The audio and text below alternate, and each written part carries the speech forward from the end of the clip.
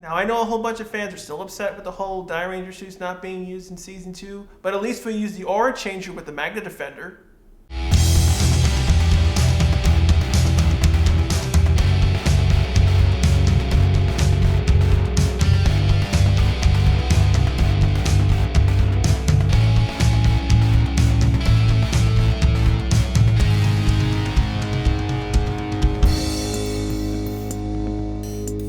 Hey everyone, and welcome to another Ranger Rant. I'm Archer9234. Today I'll be discussing episode 16 from Power Rangers Lost Galaxy titled Destined For Greatness.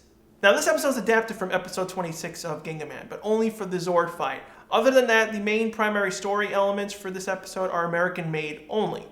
Now before I begin, I want to bring up the issue with fans and how they constantly complain about, Leo constantly being obsessed with his brother.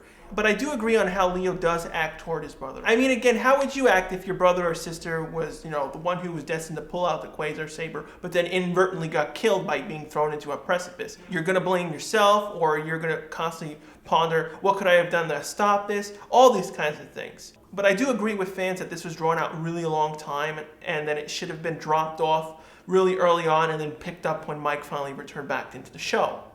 So the episode starts off where we see all the Rangers finally congratulating, Mike's return to the Terra Venture and obviously, saving him from the Magna Defender possessing his body. But as usual, Mike always gives respect to other people and of course thanks the Magna Defender because he's the one who basically saved his life. Even though the Magna Defender basically abused Mike's body in order to try to get revenge on his son.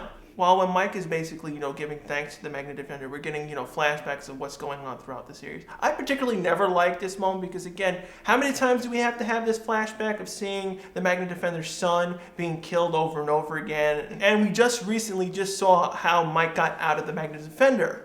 Now I'm going to talk about the slight differences between Gingamon's storyline with the Magna Defender and Lost Galaxy storyline with the Magna Defender. For the most part, the storylines are very similar. We did copy the same thing where Mike and Leo are brothers. This did happen in Gingamon. Both the Magna Defender and the Red Ranger in Gingamon are brothers. They have the exact similar story to how the Magna Defender took control of the brother's body. For example, in Gingaman, the Magna Defender's son was actually not his son. In Gingaman, that was actually his brother.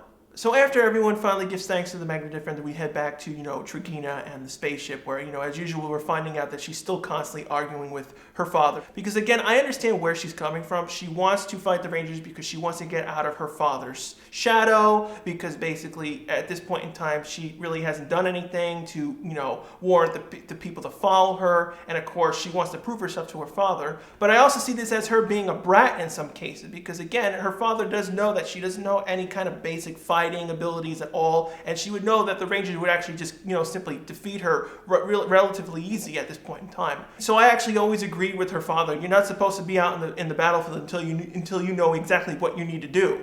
After we return to Terra Venture, we see that, again, since Mike has returned, of course, Leo is having doubts again to him being the Red Ranger. And he would always see that, Mike is the one who deserves the saber. So, of course, he was going to finally confront his brother. And when Kendricks, of course, comes in, no, you're the one who belongs to be the Red Ranger. You've been using the power for this whole time. You are the Red Ranger, not Mike. But, of course, Leo still has his issues with his brother and rather just give this Quasar Saber to him. This story element did come from Gingamon. Basically, we copied the exact same thing where, Yoma really wanted to give the saber back because he was the one who did release it from the thing, so they do have the actual similar story. Now, here's a problem with this scene that will get confusing later on. Now, everyone knows that Kendricks came into the scene as basically watching Leo and Mike in the background while Leo's trying to tell Mike that he really wants to give him the Quasar Saber back. Unfortunately, when Leo's about to tell Mike that he wants to give him the Quasar Saber back, Alpha, unfortunately, it tells them that there's a monster in the city and they have to go and they have to stop their conversation and head to the monster. Now here comes the problem. Remember Kendricks was in the background? How did Kendricks get there first and morph before Leo and Mike? That didn't really make any sense whatsoever. And this continuity issue didn't need to happen anyway. The story elements between the Gingamon episode and the Lost Galaxy episode are totally different. In the Gingamon story of this episode, basically this monster did have the mirror ability, and he was attempting to trap 39 people in order to revive Titanics in the story. In Lost Galaxy, his mission was to basically stop and capture all the Lost Galaxy Rangers. So I don't understand why they couldn't have Kendricks come with the boys,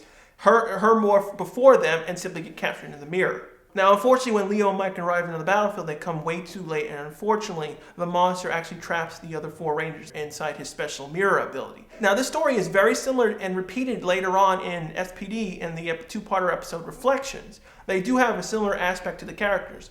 The character can absorb people into their mirrors and keep them trapped in there. Now, as usual, Leo, of course, is hot-headed and jumps into the battle without morphing and thinking about anything. And of course, Mike is the cool-headed one and basically decides that since the other 4 Rangers are basically trapped, they have to retreat in order to regroup onto the monster. Now, the one thing I particularly liked about this scene is that normally I always object when the Rangers would run in but never morph, and they would always constantly forget about morphing. In this case, they actually had an excuse.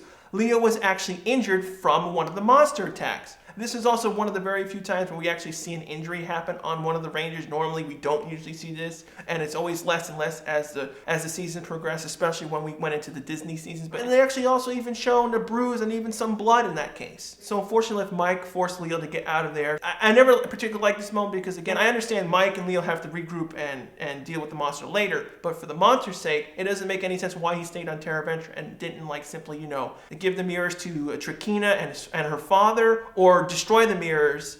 Eventually, Mike and Leo finally return to their cabin. Of course, Mike is, currently worried about, Leo's injury on his arm and is trying to, do first aid. But as usual, since Leo's always the hothead one and really not caring about a plan, he simply argues with his brother and saying, "Why did you abandon them? Why did you do this? We should have stayed there and fought them off." But of course, Mike sees ahead and sees that Leo couldn't fight because he has an injured arm. He wouldn't properly be able to morph and concentrate in this situation. And of course, Mike has no powers at this point in time, so he wouldn't have been able to do anything.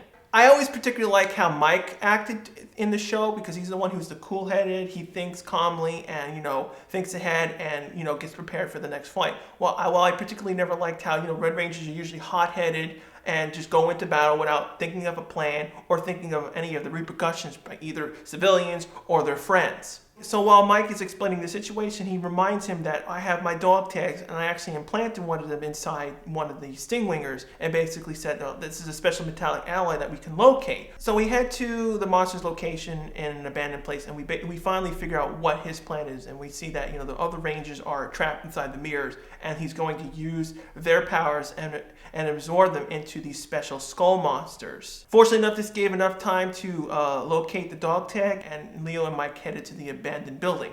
Now, when Leo and Mike finally arrived at the abandoned building, the first thing they see is this really ridiculous little puppet. Then all of a sudden it transforms into this huge skull monster. Now, obviously, each of the skull monsters are powered by each of the Rangers. You can tell which one is powered by who by you can see in their colored sash. Leo and Mike, begin the fight with the pink skull monster and eventually, defeat him with relative ease. I always never really liked this aspect of the monsters. I mean, these monsters are powered by the Power Ranger suits. I really never liked that Mike and Leo really didn't have a problem with this. Eventually, when Leo finally stops the yellow skull monster, Leo finally confesses to Mike, basically saying, "Well, I don't want to have this Quasar Saber anymore. It really belongs to you." And of course, Mike says, "Well, no, this doesn't really belong to me. I pulled it out for you. You are the Red Ranger and you will always be the Red Ranger." Unfortunately, while Leo and Mike are having this back and forth argument, the yellow monster has actually not been defeated and actually attempted to attack Leo from behind. Mike throws him the saber and he easily defeats him, finally proving to Leo that you are the Red Ranger. You deserve this saber and not Mike.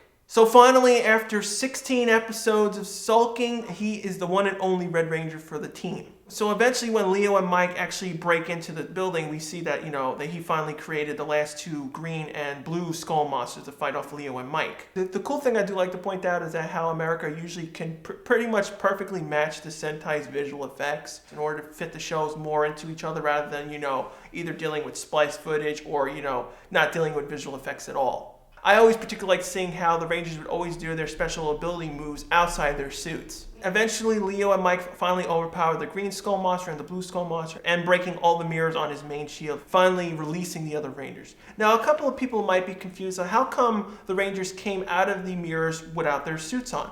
If you remember, their suit powers were being drained into the skull monster, so it makes perfect sense why when they were ejected out of the mirrors, they were demorphed.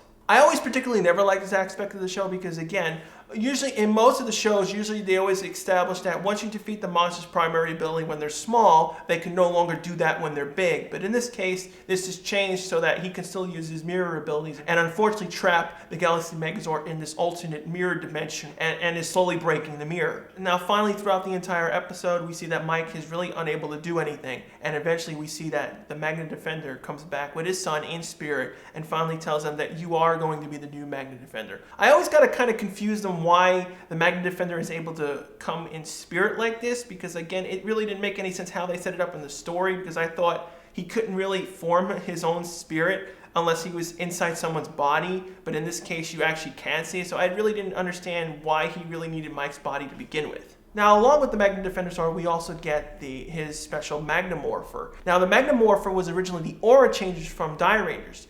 Now, the reason why the Magna Defender got the aura changes from Die Rangers is because Saban wanted to keep up with the show's continuity of, every Ranger who's on the show must have, a morphing device in order to change into a Ranger. But in Gingamon, the changing device was the sword itself. Now, fortunately enough, thanks to MMPR Season 2 not using the Die Ranger stuff, they had a morpher that they never used, the aura changes, so they gave that to Mike. Now, the prop in the show was the US version of the toy. The easiest way you could tell that's the US version is at the elongated end of the aura changer, because in the original version that was in Die Ranger, it was shorter because it used smaller batteries. Now, when Mike morphs into the Magna Defender, we get the rare usage of the actual Sentai Henshin sequence. It was shortened from the original version that was used in Gingamon. He pulled out the sword, because it was the changing device, and holds it up. Then the energy from the sword comes down and actually transforms him into Bull Black.